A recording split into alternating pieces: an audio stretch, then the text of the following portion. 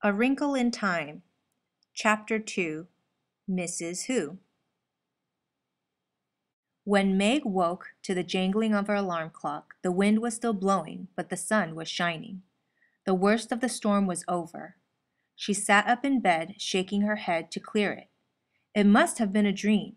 She'd been frightened by the storm and worried about the tramp, so she'd just dreamed about going down to the kitchen and seeing Mrs. Whatsit and having her mother get all frightened and upset about that word.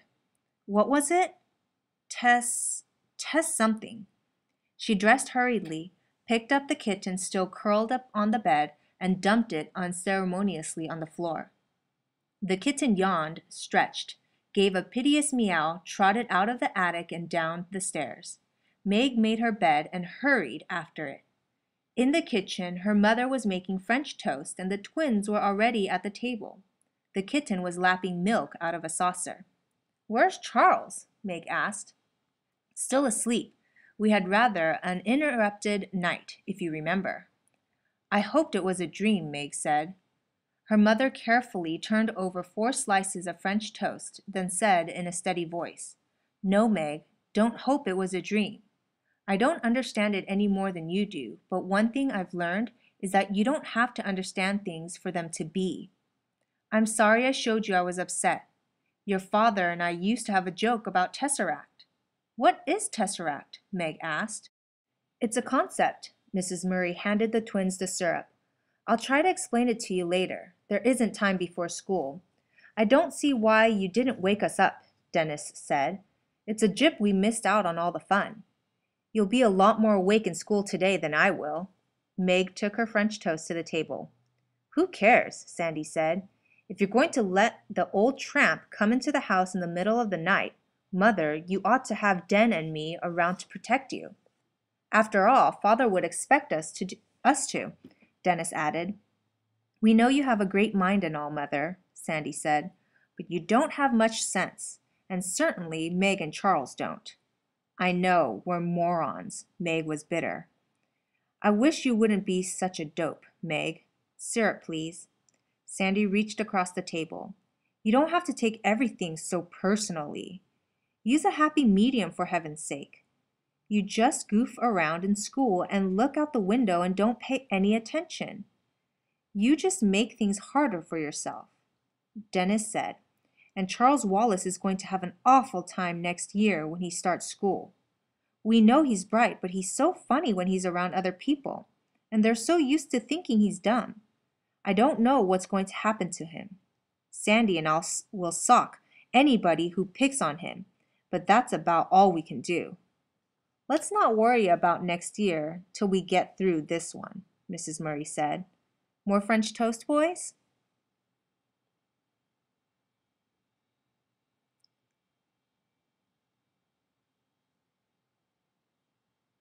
At school, Meg was tired and her eyelids sagged, and her mind wandered.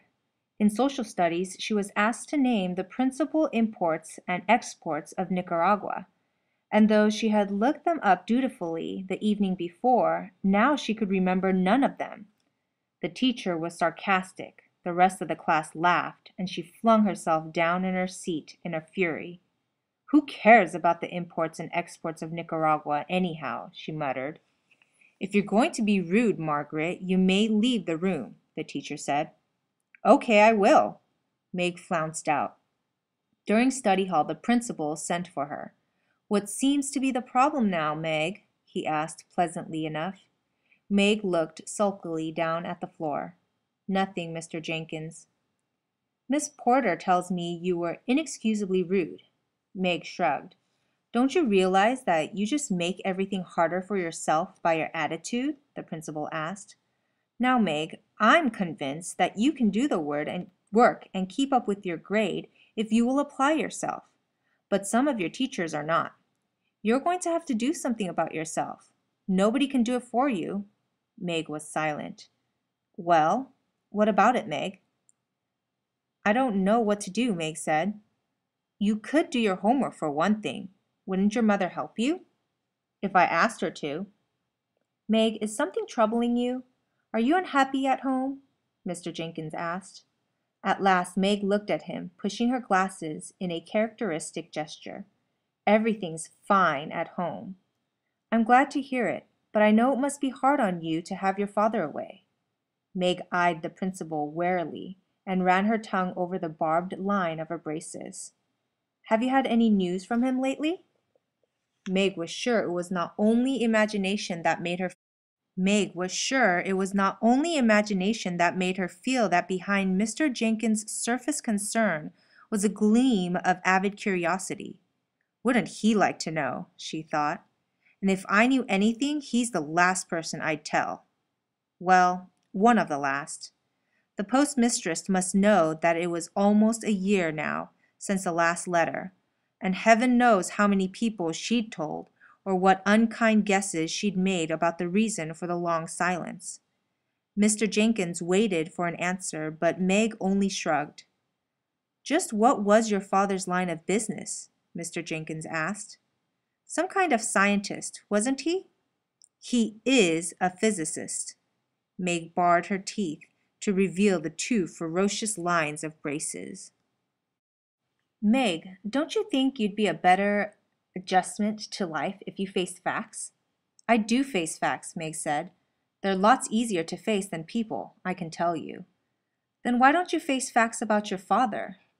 You leave my father out of it, Meg shouted. Stop bellowing, Mr. Jenkins said sharply. Do you want the entire school to hear you? So what? Meg demanded. I'm not ashamed of anything I'm saying. Are you? Mr. Jenkins sighed. Do you enjoy being the most belligerent and uncooperative child in school? Meg ignored this. She leaned over the desk toward the principal. Mr. Jenkins, you've met my mother, haven't you? You can't accuse her of not facing facts, can you? She's a scientist. She has doctor's degrees in both biology and bacteriology. Her business is facts. When she tells me that my father isn't coming home, I'll believe it. As long as she says father is coming home, then I'll believe that. Mr. Jenkins sighed again. No doubt your mother wants to believe that your father is coming home, Meg. Very well. I can't do anything else with you. Go on back to study hall.